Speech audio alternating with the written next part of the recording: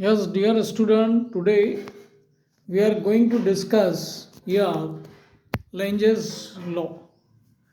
If we go through the statement, it states that the direction of induced current in a circuit is such that it opposes the cause or the change which produces it. Simply, यदि हम इसको देखें कि जो direction of induced current है इन ए circuit वो इस प्रकार से होगी कि जो कॉज उसको प्रोड्यूस कर रहा है उसका वो अपोज करेगा। तो यहाँ सिंपली हम एक एग्जांपल लेते हैं, एक कॉइल लेते हैं यहाँ पे इस टाइप से एक, और इस कॉइल को हम एक गैल्वेनोमीटर से कनेक्ट कर देते हैं, गैल्वेनोमीटर से कनेक्ट कर देते हैं।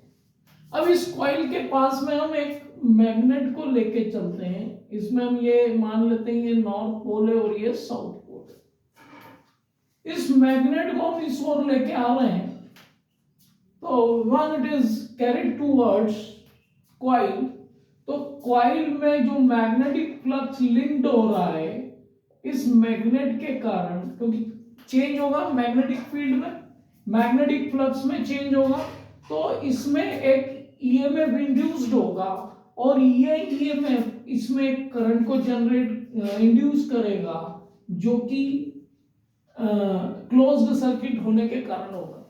अब यहां पर हम देखें कि जैसे नॉर्थ पोल को हम इस ओर लेके आ रहे हैं, तो यहां पर करंट की डायरेक्शन जो हो जाएगी, जो ईएमएफ इंड्यूस्ड होगा और उसके कारण जो करंट इंड्यूस्ड होगा वो एंटी क्लॉकवाइज होगा, it will be anti-clockwise current।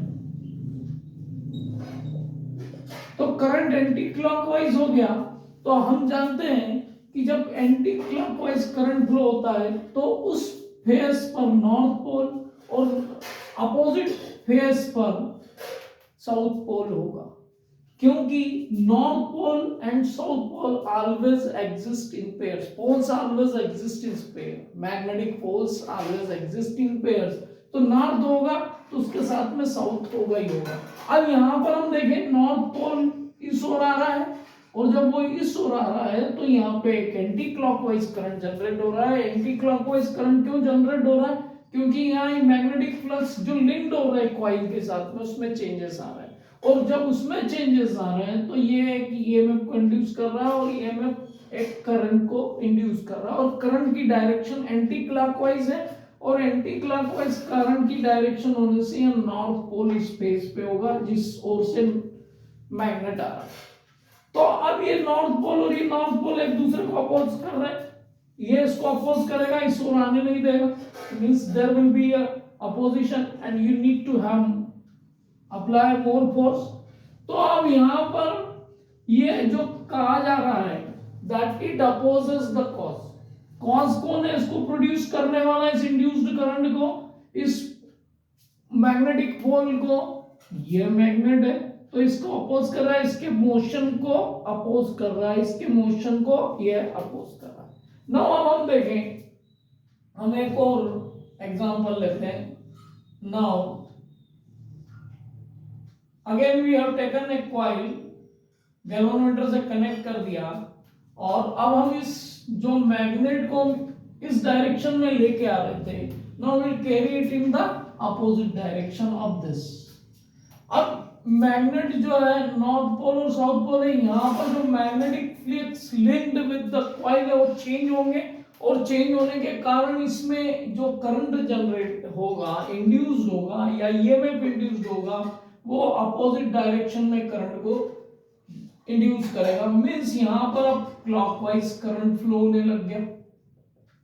अब क्लॉकवाइज करंट फ्लो हो रहा है तो definitely we know that when the किसी सर्कुलर कॉइल में क्लॉकवाइज करंट फ्लो होगा तो वो साउथ पोल को जनरेट करेगा और इसके अपोजिट साइड में नॉर्थ पोल को जनरेट होगा। अब यहां पर हम देखें साउथ पोल आ गया, तो इस मैग्नेट का मोशन इस डायरेक्शन में, और ये साउथ पोल ये नॉर्थ पोल ये क्या करेगा? इसको अपनी ओर अट्रैक्ट करेगा, means there will be force of attraction, means again इसके मोशन का अपोज हो रहा है कि नहीं हो रहा है? Yes it is happening there, means the change हो रहा है उसका अपोज हो रहा है कि नहीं हो रहा है? तो लेंजेस लॉ यही कहता है कि the direction of induced current in a circuit is such that it opposes the cause of the change which produces it.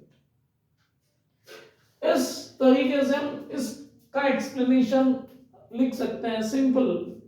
You can take these two coils and put it like this, you will have these two conditions over here. तो इस तरीके से हम explanation दे सकते हैं। अब यहां पर हम देखें तो पूरा स्टेटमेंट क्लियर हो जाता है। ये लेंजेस लॉ आपका इलेक्ट्रोमैग्नेटिक इंडक्शन में। अब इसमें नेक्स्ट जो है टॉपिक है हमारा, इन नेक्स्ट वीडियो में हम डिस्कस करेंगे, it is based on the law of conservation of energy. Law of conservation of energy को भी फॉलो करता है, that we will discuss in next lecture. आपको लेक्चर यदि पसंद आया है तो आप इसको लाइक करें, शेयर करें और चैनल को सब्सक्राइब जरूर करें। We are going to have more theoretical part as well as numerical part. We are in continuation with the MCQs and numerical physics. In that we have taken now theoretical parts also. So today we have discussed this explanation of Lentz's law. In next coming lectures we will discuss law of conservation of energy, which is related with the Lentz's law. Okay.